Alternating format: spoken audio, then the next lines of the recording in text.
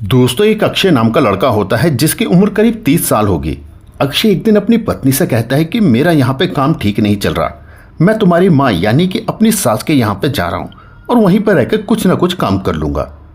फिर अक्षय अपनी सास के यहाँ पे पहुँचता है और अपनी सास से कहता है कि तुम मेरा यहाँ पे कोई काम लगवा दो और मैं यहीं रहकर कुछ काम करूँगा। फिर उसकी जो सास होती है अक्षय का काम लगवा देती है। अब अक्षय अपनी सास के घर पर रहकर ही वही काम करने लगा था। अब इस तरीके से दोस्तों 2 महीने का समय गुजर जाता है। इन 2 महीने के बीच अक्षय और उसकी सास के बीच अवैध संबंध कायम हो जाते हैं। अक्षय अपनी सास का हाथ पकड़ता है और कमरे में ले जाता है और फिर एक एक करके कपड़े उतारने लगता है। फिर दोनों अपने कपड़े उतारते हैं और थोड़ी देर के बाद अक्षय अपनी सास के साथ संबंध बनाने लगता है। अक्षय अपनी सास के साथ इतनी बुरी तरह से संबंध बनाता है कि उसकी सास की हालत खराब हो जाती है। सालों बाद उसकी सास को इतना चरम सुख मिला था। फिर लगभग 2-3 बार संबंध बनाने के बाद वो थक जाते हैं और वहीं पर लेट जाते हैं। अब इस तरीके से दोस्तों करीब 16 दिन का समय गुजर जाता है। 16 दिन के बाद अक्षय की जो पत्नी होती है वो भी आकर उनके साथ रहने लगती है। एक दिन अक्षय अपनी सास के साथ संबंध बना रहा था, तभी अक्षय की पत्नी इन दोनों को देख लेती है।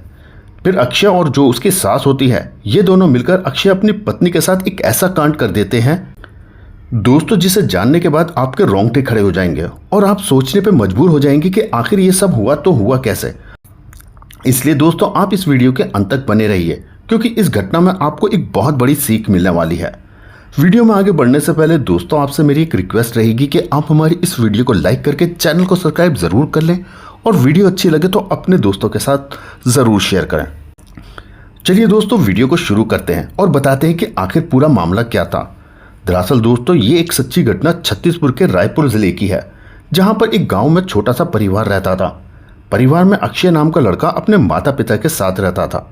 अक्षय का एक छोटा भाई था जो अभी पढ़ाई लिखाई कर रहा था।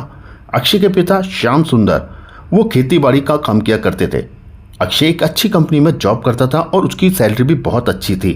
अक्षय एक हट्टा कट्टा नौजवान लड़का था, इसलिए उसके पिता श्याम कुमार उसकी शादी करना चाहते थे और वो सोच रहे थे कि जल्दी से अपने बेटे की शादी करा दें। उन्होंने कई रिश्तेदारों और दोस्तों से कह रखा था कि वे अपने बेटे की शादी करना चाहते हैं, अगर कोई अच्छी सी लड़की हो तो रिश्ता बताना। 2-3 महीने के बाद एक रिश्ता आता है और उस लड़की का नाम रजनी होता है। रजनी देखने में बहुत ज़्यादा खूबसूरत थी।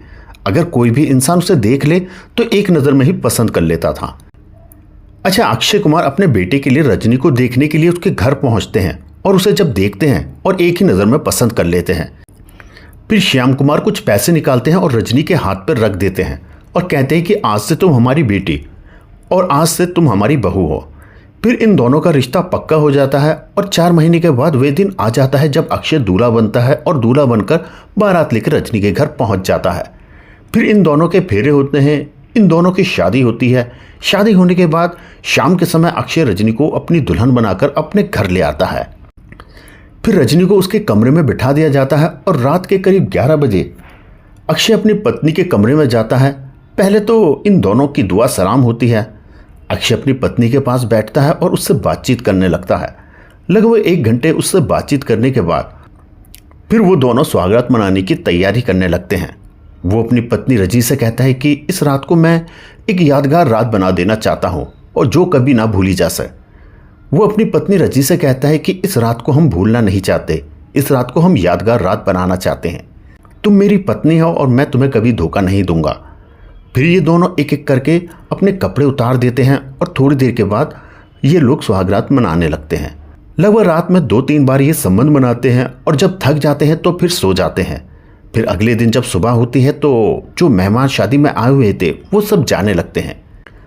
अब इस तरह से दोस्तों रजनी भी अक्षय के परिवार को बड़े अच्छे से संभालती है और वहाँ पर रहने लगती है।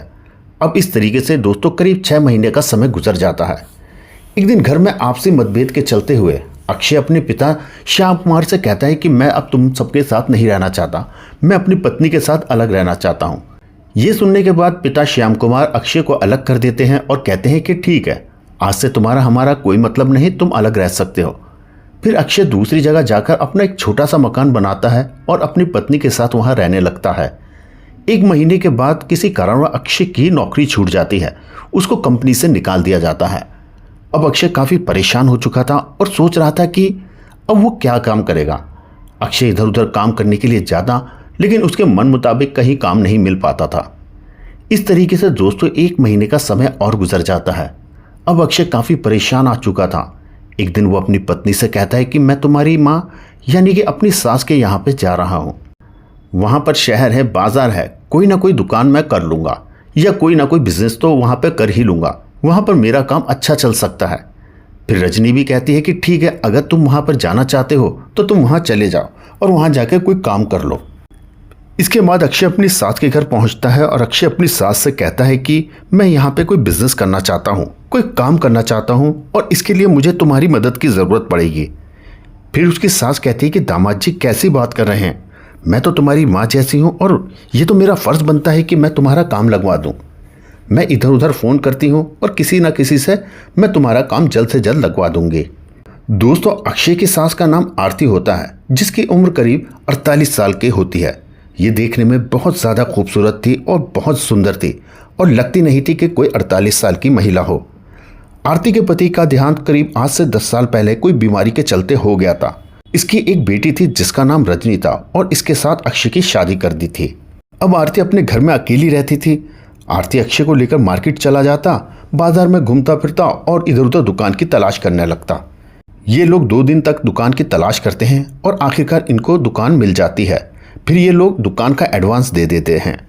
अब अक्षय सोच रहा था कि इसमें किराने की दुकान खोलेगा और अगले दिन वो किराने का सामान लेकर उस दुकान में भर देता है और वहीं पर अपनी सास के घर रहकर दुकान चलाने लगता है। अब अक्षय को अपनी सास के घर रहते हुए लगभग 2 महीने का समय गुजर चुका था। एक दिन अक्षय अपनी दुकान पर जाने के लिए लेट होता है और तुरंत ही वो नहाने की तैयारी करने लगता है और तौलिया और साबुन लेके बाथरूम में जैसे ही जाता है, जब बाथरूम का दरवाज़ा खोलता है तो उसकी सास जो होती है वो नग्न अवस्था में वहाँ पे नहा रही थी। फिर अक्षय जब अपनी जवान सास का शरीर देखता है तो वो उस पर मोहित हो जाता है और पागल हो जाता है और तुरंत ही दरवाज़ा बंद करके वापस लौट आता है। 15 मिनट के बाद उसकी सास नहा के बाहर आती है। अब अक्षय अपनी सास से नज़रें नहीं मिला पा रहा था, उसकी सास भी अपने दामाद से नज़रें नहीं मिला पा रही थी। फिर थोड़ी देर के बाद अक्षय भी नहाने के लिए चला जाता है और नहा के जब वापस आता है, नाश्ता पानी करता है और फिर अपनी दुकान पर चला जाता है। दोस्तों अक्षय का अब अपनी दुकान में मन नहीं लग रहा था। वो अपनी सास के बारे में ही लगातार सोच रहा था। उसने अपनी सास की जो नग्न अवस्था देखी थी, उसके गोरे गोरे शरीर को देखा था, वह उस पर पूरी तरीके से मोहित हो चुका था। उसके शरीर में काम वासना अब दौड़ने लगी थी। अब वह यही सोचते सोचते शाम हो जाती है। शाम के समय अक्षय अपनी सास के घर वापस आ जाता है। अक्षय अपनी सास से नज़रें नहीं मिला पा रहा था। फिर थोड़ी देर के बाद उसकी सास खाना लेकर आती है और अक्षय के पास रख देती है और उसके पास बैठ जाती है। फिर वो अपने दामाद अक्षय से कहती कि दामाद जी कोई दिक्कत नहीं है, ऐसा तो होता रहता है। फिर अक्षय जब उसकी ये बात सुनता है तो वो भी थोड़ा सा खुल जाता है और अपनी सास आरती से कहता है, सासू माँ जी आप बहुत ज़्यादा खूबसूरत हो, आपका शरीर बहुत अच्छा है। फिर आरती जब अपने दामाद की ये बात सुनती हैं तो हंस के वहाँ से मुस्कुराती हुई चली जाती हैं। आरती अपने दामाद अक्षय से कहीं ना कहीं मोहब्बत करने लगी थी, प्यार करने लगी थी, लेकिन कहने से डर रही थी। इसकी काम वासना दौड़ने लगी थी क्योंकि आरती अभी जवान थी। अच्छा, इधर संदीप भी अपनी सास से प्यार करने लगा था, लेकिन उससे कहने से डरता था। अब इस तरीके से दोस्तों करीब 8 दिन का समय गुजर जाता है। एक दिन अपनी दुकान बंद करके अक्षय घर आता है। उसकी जो सास होती है वो किचन में खाना लेकर इसके पास आकर बैठती है और इससे बातचीत करने लगती है। अब वो दोनों थोड़े थोड़े खुल चुके थे। अक्षय अपनी सास से कहता है कि सासू माँ आप बहुत ज़्यादा खूबसूरत हो, आपका शरीर बहुत अच्छा है और आप अभी भी कितने जवान लगते हो, आपने दूसरी शादी क्यों नहीं की। ये बात सुनने के बाद उसकी जो सास होती है आरती, वो उससे कहती है कि दामाद जी जब आप जैसा दामाद घर पे हो तो मुझे दूसरी शादी करने की क्या ज़रूरत। फिर उसका जो दामाद होता है वो अपनी सास का इशारा एकदम समझ जाता है और थोड़ी देर के बाद वो उसको साथ छेड़छाड़ी करने लगता है। आरती इसका कोई विरोध नहीं करती, वो भी इसका भरपूर साथ दे रही थी। फिर अक्षय अपनी सास को गोद में उठाता है और अपनी बेडरूम की तरफ चला जाता है और एक एक करके अपने सास के कपड़े उतारने लगता है। थोड़ी देर के बाद दोनों नग्न अवस्था में हो जाते हैं। फिर ये दोनों संबंध बनाने लगते हैं। सास के साथ इतनी ज़ोरदार तरीके से संबंध बनाता है कि उसकी हालत ख़राब कर देता है। अब इन दोनों की खूबसूरत सिस्कारियाँ पूरे रूम में गूंज रही थी। अब इस तरीके से लगभग 3 घंटे ये एक दूसरे से संबंध बनाते हैं और थक जाते हैं। तो वहीं पर लेट जाते हैं और फिर बातें करने लगते हैं। अक्षय जब शाम के समय में अपनी दुकान बंद करके बाहर वापस आता था तो खाना खाने के बाद वो अपनी सास के पास ही सोया करता और उससे संबंध भी बनाया करता था। अब इस तरीके से दोस्तों 1 महीने का समय गुजर जाता है और इन दोनों के बीच अब ये रोज़ का काम हो चुका था। एक दिन रजनी अपनी माँ के घर पर आ जाती है और अक्षय से कहती है कि मेरा वहाँ पे मन नहीं लग रहा था, इसलिए मैं भी यहाँ पर आ गई। ये सुनकर अक्षय उसको काफ़ी भला बुरा भी कहता है, लेकिन वो नहीं मानती और कहती है कि मैं भी यहीं रहूँगी तुम्हारे पास और तुम्हारे साथ। फिर अक्षय कहता है कि ठीक है, अगर तुम्हारा मन यहीं पर रहने का है तो फिर ठीक है, रहो। फिर रजनी भी वहाँ रहने लगती है। दोस्तों एक दिन अक्षय अपनी पत्नी रजनी के साथ अपने कमरे में सो रहा था और ये रात के करीब 12 बजे का समय होगा। अक्षय उठता है और अपनी सास के कमरे में पहुंच जाता है। वे अपनी सास से कहता है कि सासू माँ मुझे आपके साथ संबंध बनाना है। उसकी सास मना करने लगती है और कहती है कि बेटी आई हुई है घर पर, अगर उसको पता लग गया तो सब कुछ गड़बड़ हो जाएगा। लेकिन अक्षय नहीं मानता और एक एक करके उसके कपड़े उतार देता है, उसके साथ संबंध बनाने लगता है। ये दोनों इतनी ज़ोरदार तरीके से संबंध बनाते हैं कि इन दोनों की आवाज़ें बाहर तक आ रही थी।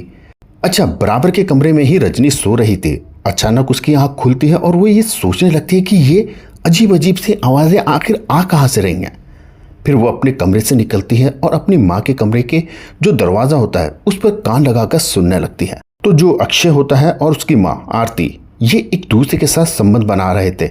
इन दोनों की आवाज़ें बाहर तक आ रही थी। अच्छा, जैसे ही वो दरवाजे को हाथ लगाती है तो दरवाज़ा खुल जाता है और जब अंदर झांक के देखती है तो ये दोनों आपत्तिजनक स्थिति में एक दूसरे के साथ संबंध बना रहे थे। आरती जब इन दोनों को आपत्तिजनक स्थिति में देखती है तो गुस्से से आग बबूला हो जाती है और इन दोनों को खरी खोटी सुनाने लगती है और गालियां भी देती है।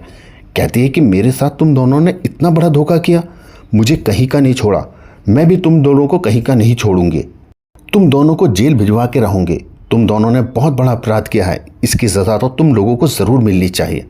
मैं आस पड़ोस के लोगों को, गांव के लोगों को, सबको बताऊंगी आपके बारे में कि आप दोनों के बीच क्या रिश्ता चल रहा है। इधर अक्षय और आरती जो होती हैं वो इस बात को सुन के घबरा जाती हैं और सोचने लगती हैं कि अगर इसने बाहर किसी को बता दिया या पुलिस को बता दिया तो हमारी इज्जत ख़त्म हो जाएगी और हम लोग कहीं के नहीं रहेंगे। फिर जो अक्षय होता है वो अपनी पत्नी को पकड़ता है और अपने कमरे में ले जाता है और अपनी सासू माँ से कहता है कि इसका गला घोट के इसका काम तमाम कर दो। फिर ये दोनों रजनी का काम तमाम कर देते हैं। फिर अगले दिन ये सुबह होती है तो 7 बजे के करीब ये लोग रोने धोने का नाटक करने लगते हैं। इन दोनों की रोने की आवाज़ों से लोग आसपास के इकट्ठे हो जाते हैं और इन लोगों से पूछने लगते हैं कि आखिर मामला क्या है। तो फिर ये दोनों एक मनगढ़ंत कहानी बताते हैं और कहते हैं कि रजनी को रात में अटैक आया था और वहीं पर इसकी मौत हो गई। फिर कुछ लोग जो होते हैं वो इसकी बातों पर यकीन कर लेते हैं, लेकिन कुछ लोगों को यकीन नहीं आता और वो लोग तुरंत उनमें से एक व्यक्ति पुलिस को फ़ोन कर देता है। करीब आधा घंटे के अंदर अंदर पुलिस भी वहाँ आ जाती है और बॉडी का पंचनामा बनाया जाता है और बॉडी को पोस्टमार्टम के लिए भेज दिया जाता है। अब पुलिस पोस्टमार्टम की रिपोर्ट आने का इंतज़ार करने लगती है। फिर अगले दिन जब पोस्टमार्टम की रिपोर्ट पुलिस के पास आती है तो उस रिपोर्ट में लिखा था कि रजनी की हत्या गला घोटने से हुई है। अब शक के तौर पर अक्षय और उसकी सास को गिरफ्तार कर लिया जाता है और थाने लेकर पहुंच जाते हैं। फिर इनसे पूछताछ की जाती है तो शुरुआत में तो ये कुछ नहीं बताते, लेकिन थोड़ी देर के बाद इन दोनों के ऊपर सख्ती की जाती है तो फिर ये लोग टूट जाते हैं और पुलिस को पूरी कहानी बता देते हैं। अक्षय बताता है कि मेरी सास और मेरे बीच में अवैध संबंध है और अवैध संबंध के चलते ही रजनी को हमने रास्ते से हटा दिया। पुलिस जब उनकी ये बात सुनती है तो दंग रह जाती है। दोस्तों पुलिस फिर इनके ऊपर एक चार्जशीट बनाती है और जज के सामने अदालत में पेश करती है। फिर इन दोनों को आजीवन कारावास की सज़ा सुना दी जाती है। जब इस कहानी के बारे में लोग सोशल मीडिया और अखबारों के माध्यम से पता चलता है तो लोग ये सोचने पर मजबूर हो जाते हैं कि कैसे एक माँ अपने अवैध संबंधों के चक्कर में अपनी बेटी को मार सकती है। एक पति अवैध संबंधों के चक्कर में अपनी पत्नी को कैसे रास्ते से हटा सकता है। दोस्तों इस कहानी को सुनाने का हमारा मकसद आप लोगों को परेशान करना या आपका दिल दुखाना नहीं था, सिर्फ आप लोगों को सचेत करना और जागरूक करना था। हमारे समाज में इस तरह के लोग रहते हैं जो अवैध संबंधों के चक्कर में रिश्ते की मर्यादाओं को भूल जाते हैं और एक ऐसा कदम उठा लेते हैं जिसको करने के बाद वो लोग ज़िंदगी भर पछताते हैं और इसका खामियाजा सभी लोगों को भुगतना पड़ता है। तो दोस्तों आपने इस कहानी से क्या सीखा हमें कमेंट्स बॉक्स में ज़रूर बताएं और साथ ही आपको कहानी जैसी भी लगी हो हमें कमेंट्स बॉक्स में बताना ना भूलें और वीडियो को लाइक करके चैनल को सब्सक्राइब ज़रूर कर लें।